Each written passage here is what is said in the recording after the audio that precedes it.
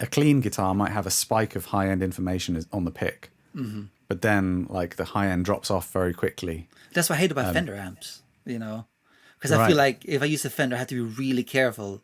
That's what because my main amp is an orange, and you can hit it like really hard, and the dynamic stays the same ish.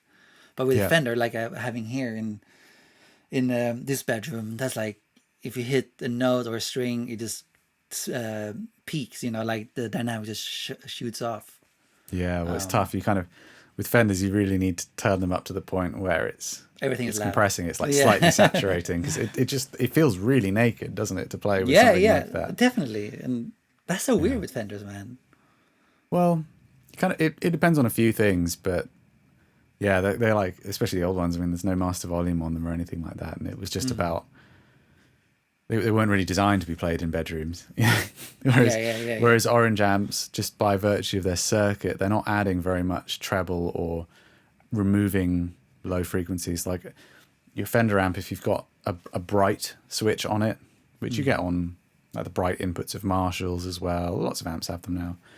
That's actually a variable. It's like a parallel EQ on your guitar, and the lower you have the volume set, the more of your signal is going through that parallel EQ, which is a high pass filter. So Right. it's like high passing. I mean, it depends on the way it's designed, but on a Fender amp, it's quite high up. I want to say you're probably high passing at around 1.5, 2K, maybe higher. Wow. So essentially, you kind of have this problem where there's this fixed parallel thing where it's fixed at 1K, and the lower you have the volume knob, the more of your signal is being diverted through that high pass network. Wow.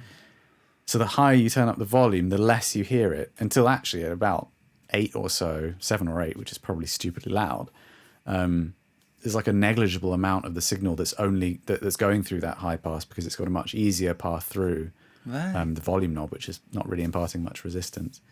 That's cool. I didn't know that at all. Yeah, so that's a huge reason why Marshall amps tend to sound really bright at quiet volumes.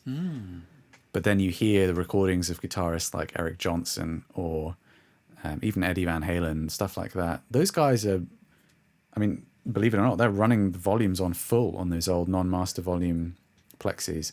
So at that point, that whole like parallel EQ thing isn't even in there, and it's actually quite a rich, warm sound that's closer to like what your orange sounds like, because it doesn't have that kind of parallel EQ. That's really fascinating, man. I didn't know that. Yeah, it's interesting. And unfortunately, Marshall, in their reissues of their vintage models, have kind of tried to fix that. So they sound a little bit, they still have some stuff going on, but they sound a bit better at lower volumes.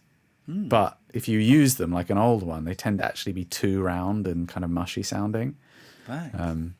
But if you get like I've got some nice old Marshalls, which are actually not behind me right now, but I do have like a few non-master kind of plexi models and stuff like that. And if you turn them on to full, it's incredible. I mean, it's stupidly loud. I'm only really able to do that because there's been so many advances in load box technology, and you can do that now and enjoy the sound in a way that, I mean, it would be laughable. It would be like a helicopter taking off in here or something if I had to do that. Well, that's fun, I guess, But is that why you see people like in studios and whatnot actually turning the old Fenders way up then, because the frequency response becomes less? It goes through the high pass essentially. Exactly, yeah. I mean, a lot of Fenders have like a bright switch on them or dual inputs, which, might take that out of the equation altogether. But essentially there's kind of a sweet spot where you have it in bright mode, but you've got it loud enough to balance it out. And it's like a nice kind of chirpy presence boost kind of thing, and not just like my signal is 90% 1K and up and only a tiny bit of what comes below there, Right. But yeah, it's fascinating. Once you learn about amplifier circuitry, you learn that there are these incredibly easily reversible things that hugely define the player experience, that make you go as a player like, I don't like this amplifier, but actually you might like everything about it apart from this one component that means at a certain volume that you're playing it doesn't work. But